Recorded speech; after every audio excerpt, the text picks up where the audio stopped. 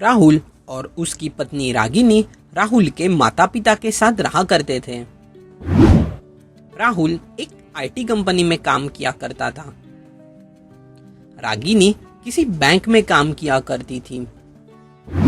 राहुल के पिताजी का छोटा मोटा बिजनेस था, तो राहुल की माँ घर के सारे काम किया करती थी।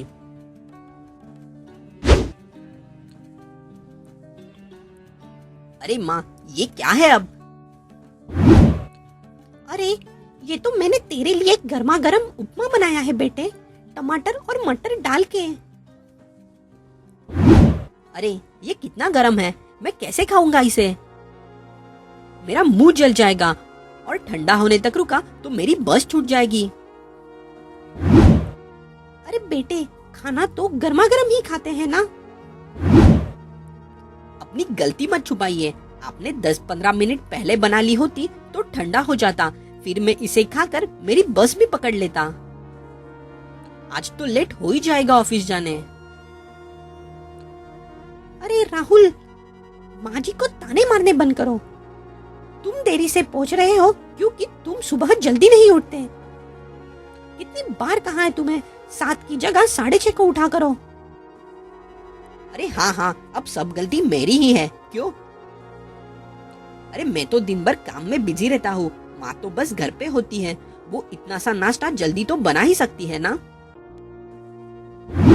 माफ कर दो बेटा, सारी गलती मेरी है। मैं अगली बार से इस बात का ध्यान रखूंगी। राहुल की माँ राहुल का बहुत ख्याल रखती थी। इसी लाड़ प्यार की वजह से राहुल बिगड़ चुका था। वो छोटी मोटी बात पर जल्दी से चिढ़ जाता। रागिनी बहू होकर भी अपने सास को माँ की तरह समझती थी। वो राहुल को अपने गलती का एहसास भी करवाती, लेकिन राहुल किसी की भी नहीं सुनता था। उसके मुताबिक सारी गलती उसके माँ की होती।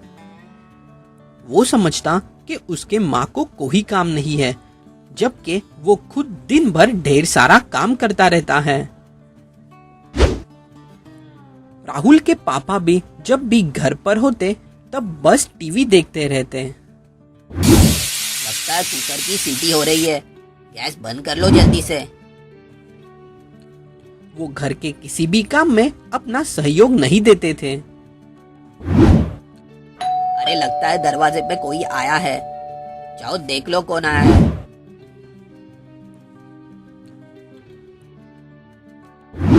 अरे 8:30 बज गए, देखो पानी की टंकी तो कहीं भर नहीं गई। नहीं, मैंने टंकी का नल बंद कर दिया है, आप चिंता मत कीजिए। चलो, तुम्हें कुछ तो याद रहा।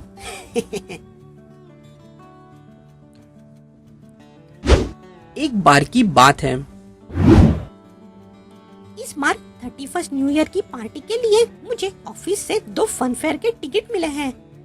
मैं सोच रही हूँ अपने साथ माँ जी को लेकर जाऊँ।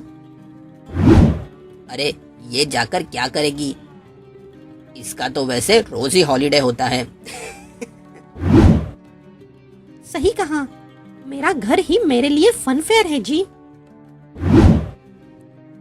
अरे पापा, जाने दो उनको, फिर हम दोनों घर पे अपनी पार्टी करेंगे।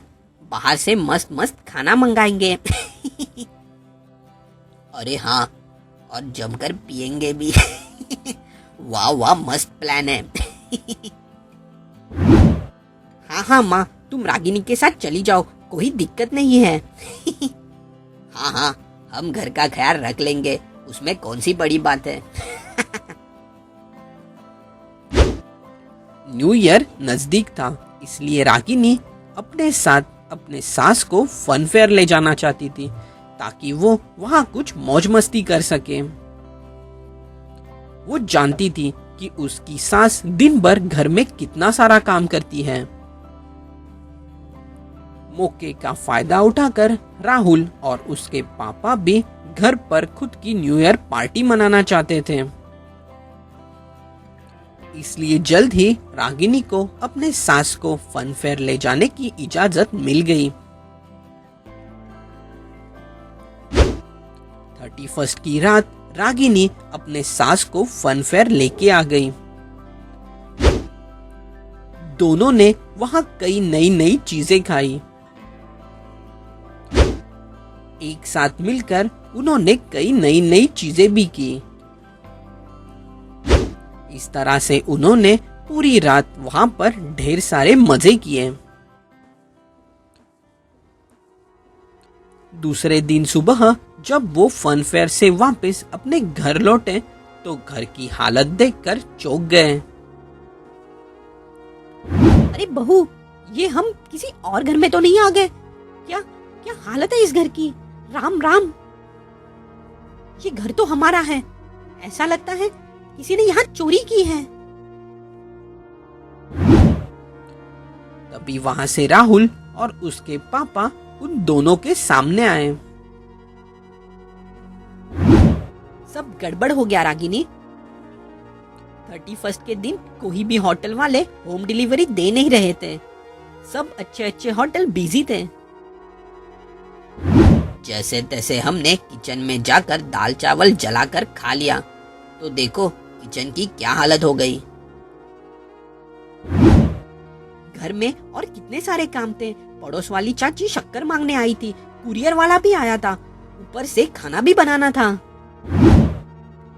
ये सारे चक्कर में टंकी का पानी भरकर ओवरफ्लो हो गया।